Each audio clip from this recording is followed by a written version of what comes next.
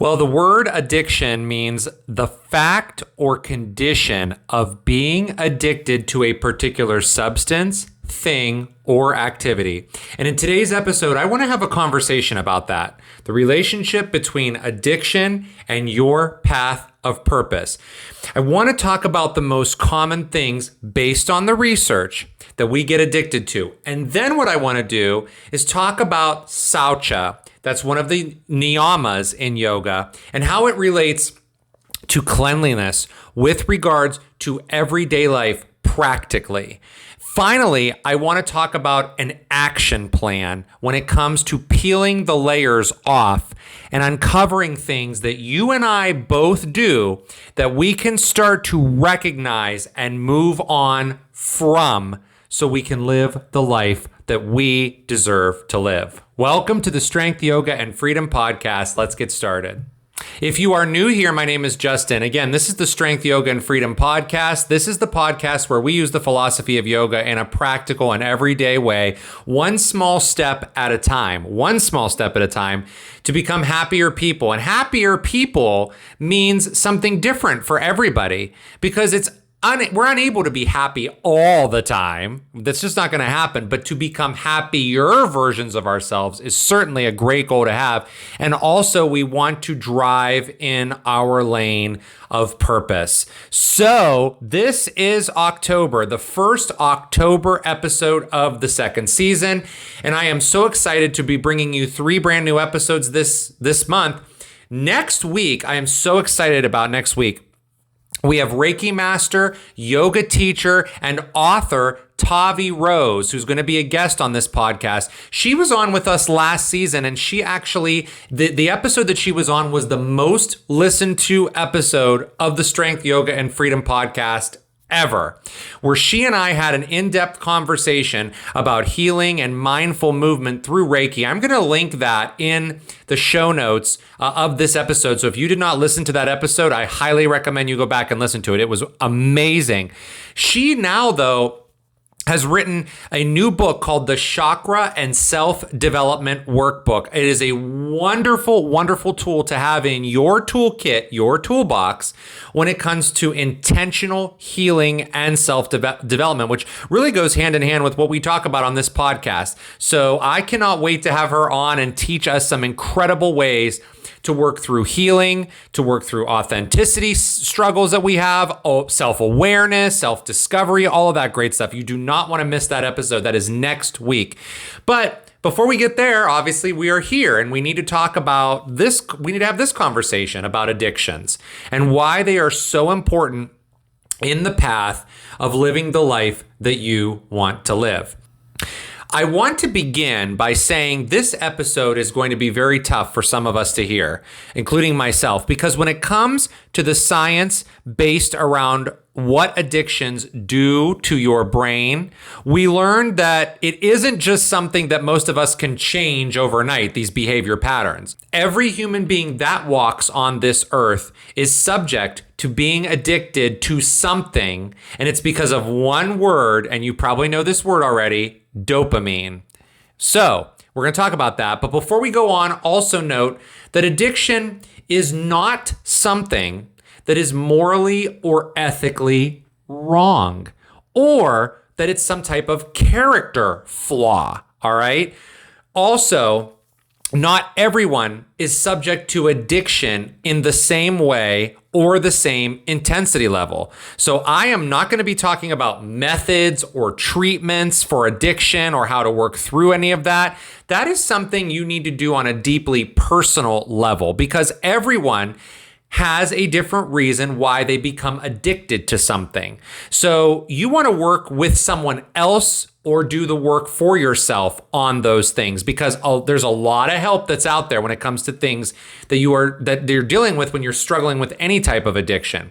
This episode is an exploration of a couple of things. Number one, recognizing addiction and making shifts in the relationship that we have with an addiction so that we can move forward down the path that leads us to the life we want to live that brings us the most happiness. And so this is not about addiction recovery. All right. We're not talking about that. We like to center these episodes around the relationship we have with certain things. Very everyday, basic level here. So to understand what an addiction is on a basic level, we must look at the science behind what goes on in the brain. So let me give you some science behind what goes on in your brain when it comes to addictions. Well, our brains, remember I talked about dopamine? Well, our brains have this reward circuitry, and the human brain is hardwired that way. It's hardwired to give you this reward, to have this reward circuitry and to give you dopamine.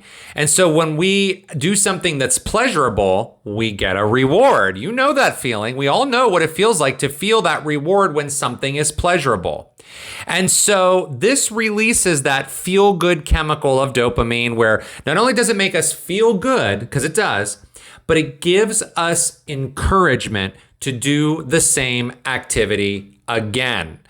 If the brain craves more of the same activity, then because it feels good, then what we're going to do is do that activity again and again and again and again. And so we start craving this activity. And then when our brains don't get that activity, boy, do we feel like our happiness levels, they just drop. And we need a dopamine hit. We want to feel better. Scientists have discovered that an addictive brain, as we all know, clearly causes behavioral changes. So I want to say this. Remember earlier I said that addictions themselves, there's nothing morally wrong with an addiction. There's nothing that's saying that your character is awful because you have an addiction. Now, if the behavior starts to change after something has become addictive, and that behavior turns into things where you're doing things that are morally wrong, or you're doing things that are harming yourself or you're harming others, that's when it's very important to take action to get the help that you need. You see, when we have these behavioral changes, they lead to severe issues like compulsive behaviors, less than desirable decision making, memory problems, learning issues also happen. And then, of course, the inability to control our overall behavior. Those are examples of things that might happen in your behavior that start to change, that could lead down a road where you feel like you might need some additional help in recovery. But one of the areas we need to take a look at when we're examining our lives and getting ready to make serious changes in it so that we can walk down the road of purpose, of course, and walk down that road of healing so that we experience less anxiety and depression and procrastinating and controlling behaviors and manipulation and worry and fear and dread and scenario replays in your head.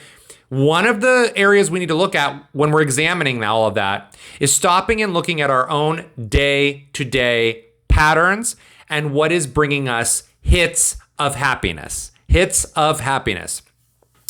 We had an episode at the very end of the last season that talked about how life can feel boring sometimes, because sometimes when you're on this path, well, not sometimes, all the time when you're on the path of purpose towards your goals, discipline is very important so that you stay grounded in your purpose and your goals and your dreams. So there's a lot of things that you do every day that seem boring, like making your bed or exercising or brushing your teeth or waking up when the alarm goes off and getting directly out of bed, or turning away from your phone or technology at a certain hour, or setting boundaries with people. None of that stuff is exciting. It's very boring and monotonous and tedious.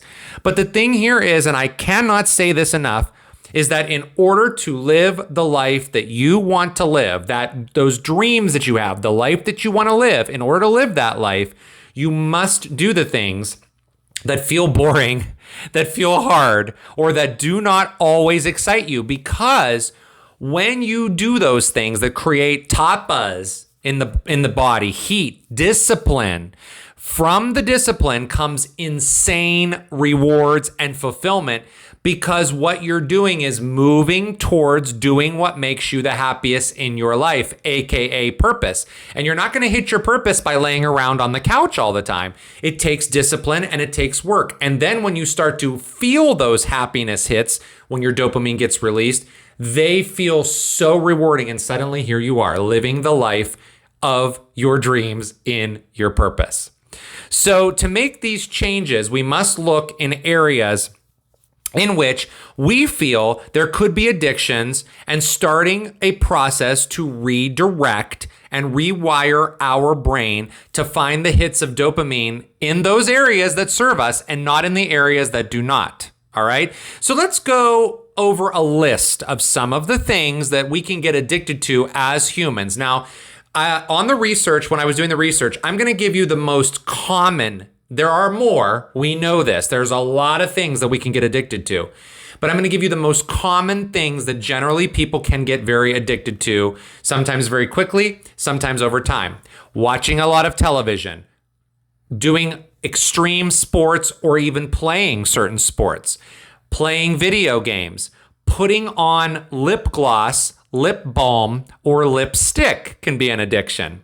Biting your tongue, controlling situations, manipulation, pulling or chewing on your hair, complaining, drinking a lot of soda or a lot of caffeine, sex, cell phones, selfies, social media, shopping, moving furniture around in your house, plastic surgery, gambling, alcohol and drug use, of course, and surprisingly enough, we can get addicted to other people. Now that's a long list and we know there are a lot more, but the very first question we need to ask ourselves is this question. It's very important.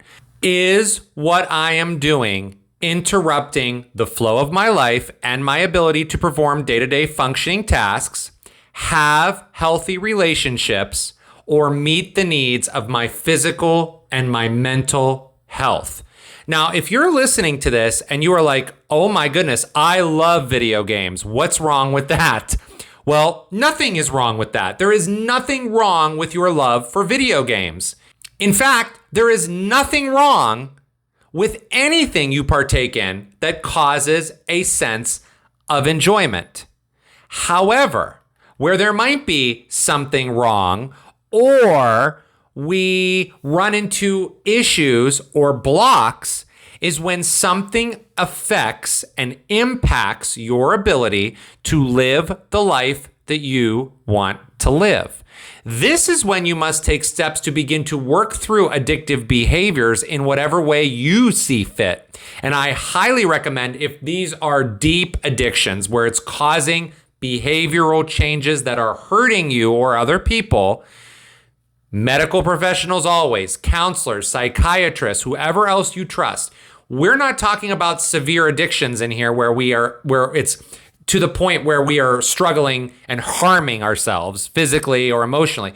We're talking about day-to-day basic life here, not the extreme stuff, all right? You see, in those extreme situations, for example, if you're taking some kind of drugs, a drug that becomes addictive, and then it will move into a category of misuse. And what that means is you begin using drugs at such a level that it leads to health and social problems. This can happen with any addiction, but we all know that there are really severe cases. And if you are doing something that causes physical or emotional damage, then we're talking about the misuse of something. And so can you misuse video games? Can you misuse that? Absolutely. How? Because if video games keep you from going to work or having healthy relationships or getting good sleep or exercising or getting showered or getting clean or living the life you want to live, then it falls into misuse category. And all of the things I listed before, all those addictions could potentially turn into a misuse category. So you must revisit that question I asked. Is what I'm doing interrupting the flow of my life and my ability to perform day-to-day functioning tasks, have healthy relationships, or meet the needs of my physical and emotional health? You must determine if what you're doing is challenging all of that stuff that I just mentioned. This is where Sacha comes in. You must decide what parts of your life need to be, quote, cleaned up. One of the biggest acts of self-love is to live a clean life. Now, I don't mean that you need to be cleaning your house every 30 minutes, that can be a misuse of cleaning, though, couldn't it? If we're compulsively cleaning the house all the time, now we're missing other things, right? So now that we know that a clean house is a springboard to a clean life, so we're not talking necessarily about your physical house. We're talking about your life as your house. Decide what parts of your life need to be cleaned up. This is your life here, folks. Your life.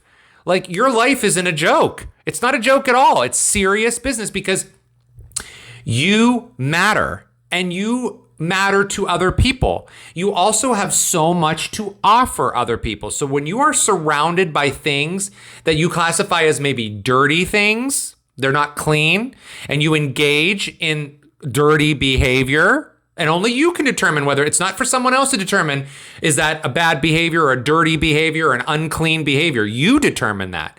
If you're engaging in that, then you're not valuing your own worth and all the talents that you have and all the things that you can bring to this world. So let's go through some examples here, because what I want us to remember through this episode is that not all things you engage in are bad or addicting because they give you the dopamine hit. That doesn't mean they're necessarily bad, and we don't want to feel shame about doing that either. So many of us can moderate things and keep our activity levels very healthy. But that word healthy means something different to you than it might mean to someone else. This is why it's important for you to understand that you decide whether you feel like the behavior you're engaging is serving a purpose or not. So first, let's talk about the physical stuff. So what about soda? Or what about caffeine? Well, I love certain types of sodas, and I drink soda semi-regularly, I would say.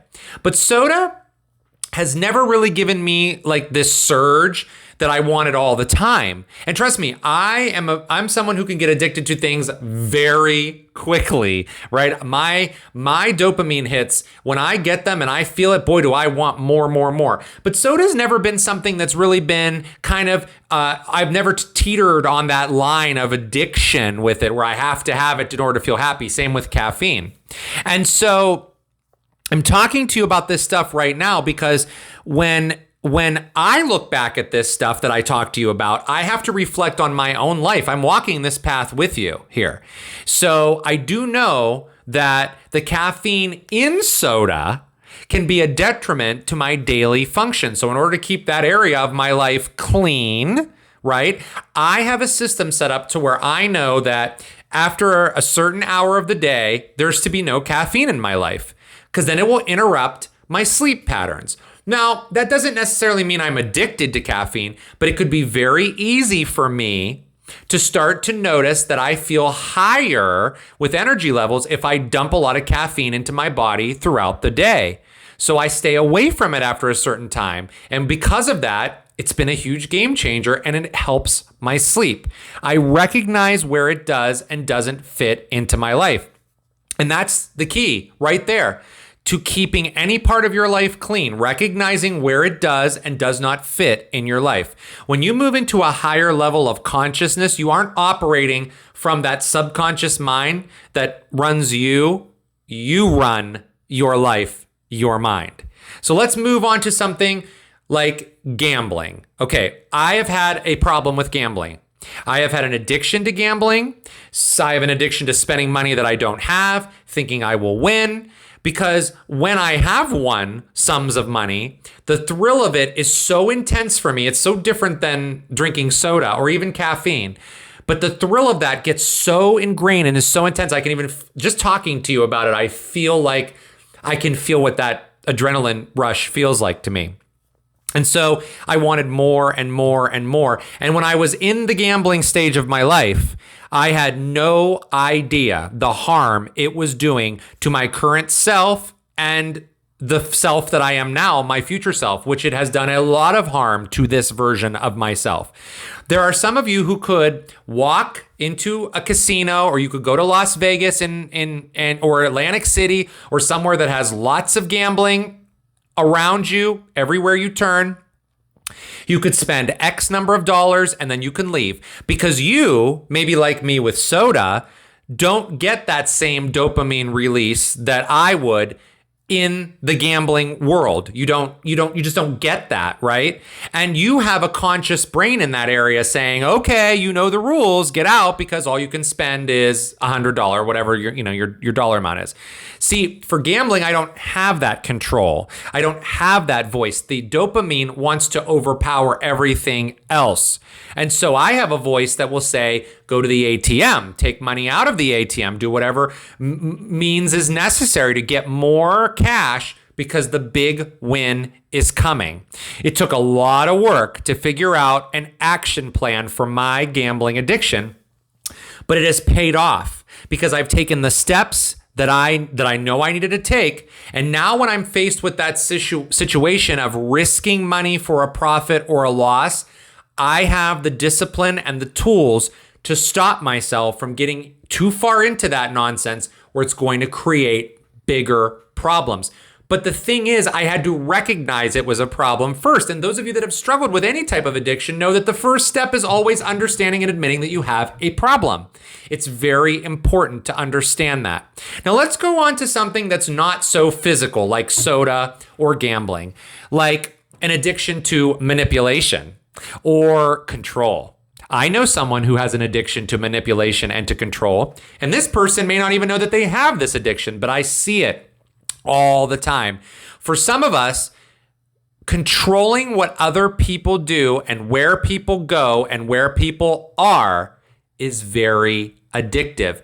If you remember from the episode where we talked about the drama in our lives, which was the very last new episode we have, we talked a lot about the trauma that you get when you start growing up and how your brain doesn't know how to deal with all that stuff sometimes. And so you turn to other things to fill the void.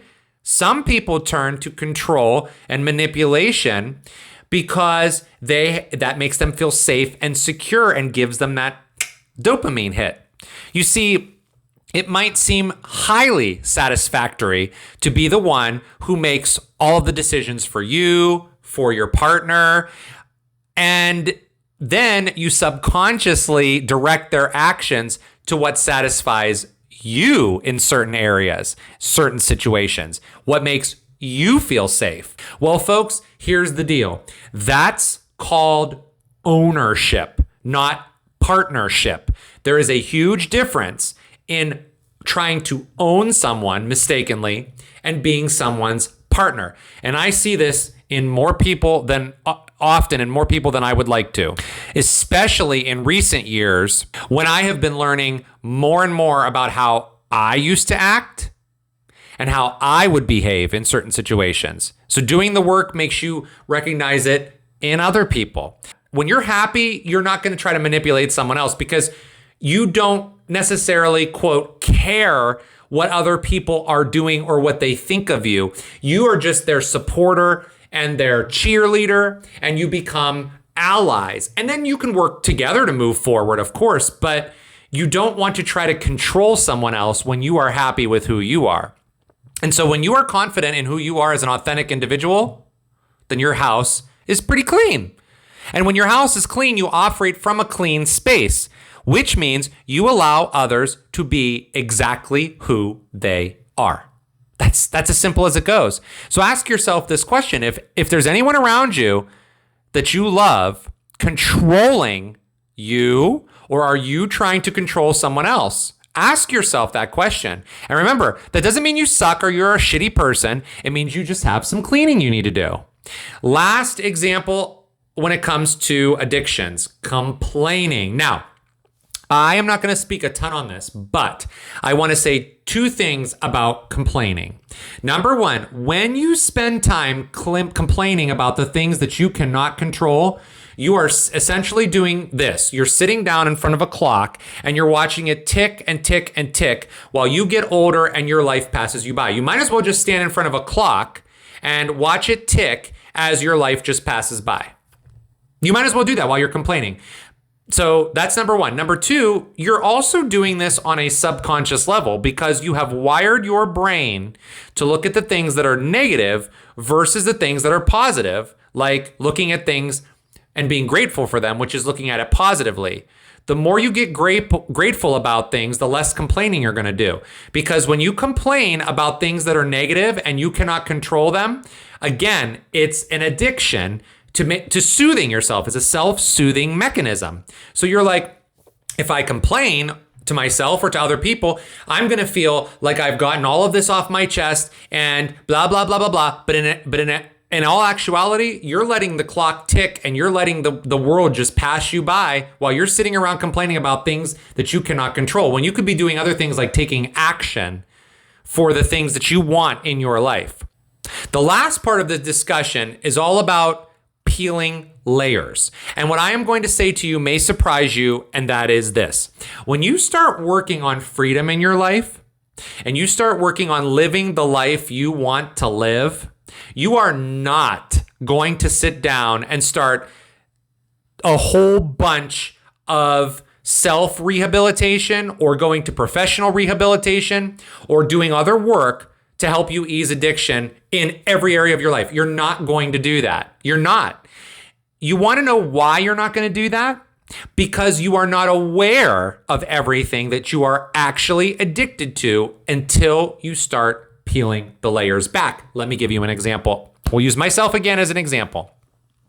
I've told this story before, and I will briefly give it to you all in a condensed version. The day I decided that I could not go on, and I said, that's it. I'm tired of feeling like shit all the time. I'm tired of feeling like I don't matter. I'm tired of the negative self-talk. I'm tired of feeling like my life is passing me by and I'm not reaching my goals and I'm jealous of everybody and I complain and blah, blah, blah. All those things, right? The day I decided that I was done with all of that, it was like I had no control over my life. No motivation. I was just stuck. I didn't magically just say, oh my goodness, these are all the things that I do now that I have to get a handle on. So I'll just go ahead and tackle all of those things all at once. And then boom, I'm going to be healed. No. One day at a time, one step at a freaking time. The first thing that I had to do when I had that realization is there were two people in my life who crossed every single boundary imaginable and repeatedly engaged in toxic behavior towards me and others. And it was only after I removed them from my life that I learned that these two people had similar behavioral traits that were found in other people around me and in my life, which might be classified as narcissistic. So those people make you feel good at first. They put you on this pedestal. And then they slowly make you start to feel like shit by gaslighting you and shaming you, name calling, not showing up for you, not honoring you, lying, covering things up, things didn't happen, all that stuff, blame shifting, all of that stuff. And after they did all of this and you started to back away, then they would make you feel like you were the best thing on earth again and try to loop you back in, blah, blah, blah, blah, blah. And then you would get that dopamine release, like, oh my God, this person does value me and blah, blah, blah, blah, blah. But then they would make you feel like shit all over again. So this was the first step, noticing that behavior and noticing, is anyone else in my life exhibiting this same behavior pattern? There was nothing about self-esteem that was going on just yet in my life. There was nothing about gambling that I hadn't figured out, or alcohol drinking that I had a problem with, or sexual problems I might have had a problem with, or boundary setting, asking for my needs, daily routines and habits, or how much time I watch TV, and to where the phone goes at night in my life, or to the hair care, or to the shopping. Like, none of that stuff happened all in that same time frame, right? None of it. It was one layer at a time. And I started to work through each thing step by step by step. And this is what I wanted to teach you in this episode. When you discover that you need to turn your life around and that you are doing things in your life that are not serving your purpose and they're creating this diversion of pulling you off your path, it takes so much work to work through one addiction versus the next, versus the next, versus the next. It's just peeling one layer at a time. Yoga itself is all about noticing. When you're in a physical yoga class, you know every single fiber of your muscle that's being activated, or every fiber of connective tissue and fascia that you're stretching or compressing. And so there's no turning back. There's no turning back, because once you start peeling these layers, suddenly you're going to be living the life you've always dreamt to live. You want to know why? Because you're not doing those same addictive things anymore, or you start to get a handle on them and you start regulating how you can do them in your own way. So I encourage you to do this. Get brave. Pick any area of your life. This is your action plan. Get any area of your life you want where you feel like you might be doing something that isn't serving you. It could be people. It could be you're complaining. It could be you're procrastinating. It could be that you're afraid of everything all the time. You don't want to make a decision. It could be something physical. It could be you're watching too much television. It could be that you're on your phone too much, or social media, or whatever it is. It could be really simple. It could be really complex. And if it's complex, like cheating on your partner or manipulating your partner, then you can start going down the road of recovery, even if it is even more than that. And we're dealing with drugs and alcohol, that kind of severity. A few final thoughts. Not everyone is going to have the same recovery. We know this. It's not all going to be the same. So be tender with yourself, be ginger with yourself, because there's still many areas of your life you're going to need to work on.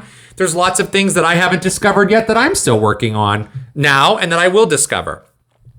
Another thought is you might find that something you're doing is not interrupting your everyday life. Like if you like to have a lot of sex with your partner, but it doesn't hurt anything else in your life, it doesn't hurt you, it doesn't hurt them in the process, then you might have a very healthy relationship to the sex that you and your partner are having.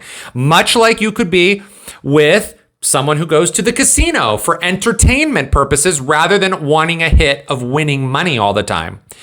There is no point. Next point here is that there is no point in beating yourself up for time lost. After all, recognizing you've lost some time to an addiction is way better than dying with it. Trust me. And beating yourself up for not living the life you wanted to is not going to serve you. So don't take that with you to the grave. Don't beat yourself up over it. You've made a great choice by even just freaking recognizing that you've lost some time, that you need to make some changes. And finally, doing something all the time that makes you happy doesn't necessarily mean it's an addiction. Just like I said, something you're doing is not interrupting your life. When you do things that make you happy all the time, like a hobby, it doesn't mean it's an addiction. So if you're living with satcha, the cleanest, purest form of your life, you might just be using the act of, whatever it is. It could be watching TV 1 hour a day, and it makes you really happy to watch your particular show, and it doesn't interrupt your life. Exercise, same way. Some people get addicted to exercise to the point where it causes injury. Exercising is a very healthy thing for almost everybody to engage in, right? But is it an addiction because you do it 5 and 6 times a week? Maybe not, because it's giving you the life that you want to live, and it's not taking away from your purpose. You must figure out what's best for you. Everybody is different when it comes to that kind of behavior, and that is the key to addiction with regard to your purpose. Figuring out, is what I'm doing interrupting my day-to-day life with regards to my purpose? So I challenge you again, take a look at your life.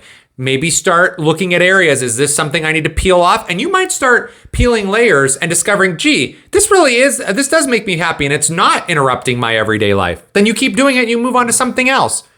Journey. It's the journey.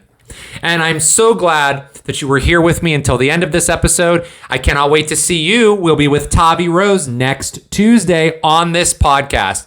I'm so excited for it, and I can't wait to see you then. And until then, I'm wishing you a lot of happiness, a lot of health, a lot of purpose. You deserve that. See you next time.